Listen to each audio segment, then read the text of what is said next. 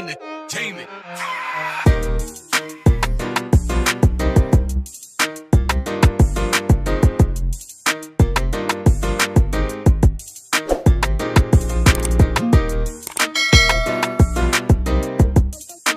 Guys, welcome back again. Ito po yung part 2 ng ating ginagawang TMX Supremo 150. Ito, bumili na lang tayo ng ng kanyang clutch pack, yung clutch hub at clutch wheel.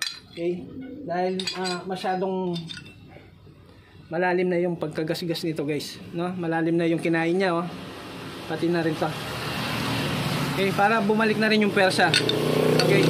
Pwede naman lagyan ng yung mga dagdag ka ng steel plate.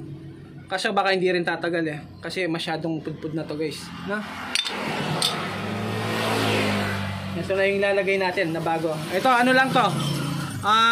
Replacement, no? Class A, nasa 600 plus o 700. No, yung dalawa na to.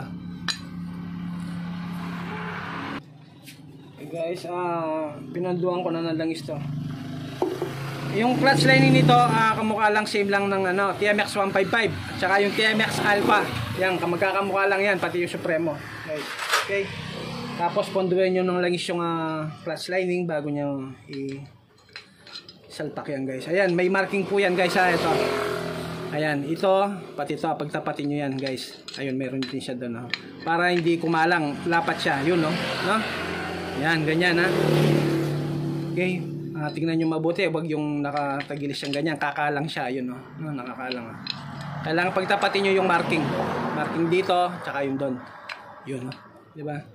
Yan, yung pag-arrange nito, kamukha lang ng TMX 155, no? Clutch lining, clutch hub, clutch lining, steel plate, clutch lining, yung ganun lang, salitan lang sila, guys. Okay, pero mauuna yung clutch lining, tapos sa dulo, clutch lining din. Guys, yung kanyang washer dito sa gitna, huwag niyong kalimutan to.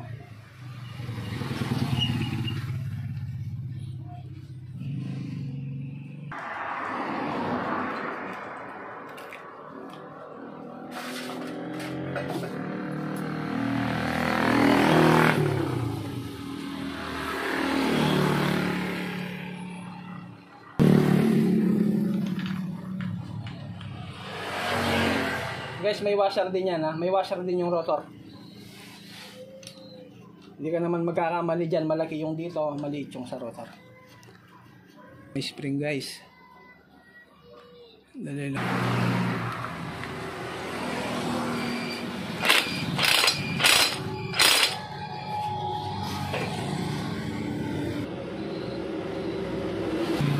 Okay, guys, yung pag ipit dito, pakross siya yung gawin nyo. So dito, doon, ganyan para balance yan.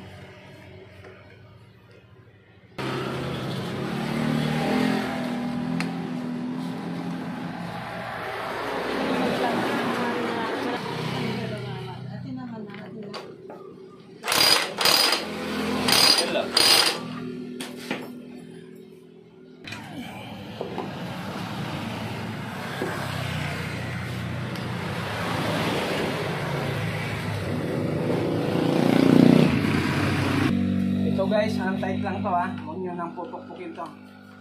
Pusang umihigpit to kapag mainit na ihigpit na yan. Huwag nyo nang i-impact drive to. Okay. Okay, guys, ito yung pinaka-tusher nya, guys. Huwag nyo kalimutan to, tusher na to, dito yan.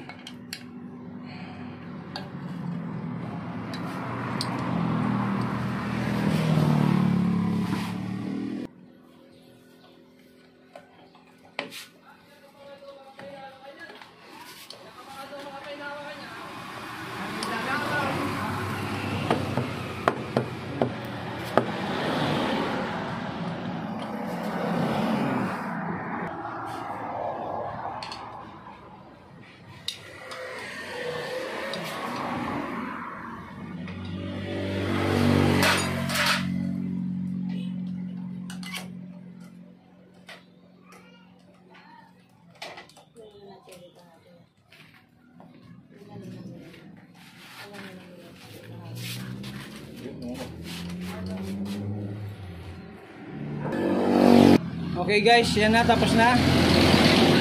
I-road test na natin. Okay, road test natin guys. Okay guys, yan, okay na po siya. Okay na. Hindi ko na napakita paano yung pag-road test ko dahil ako lang mag-isa, hindi ko na mahawakan yung cellphone guys.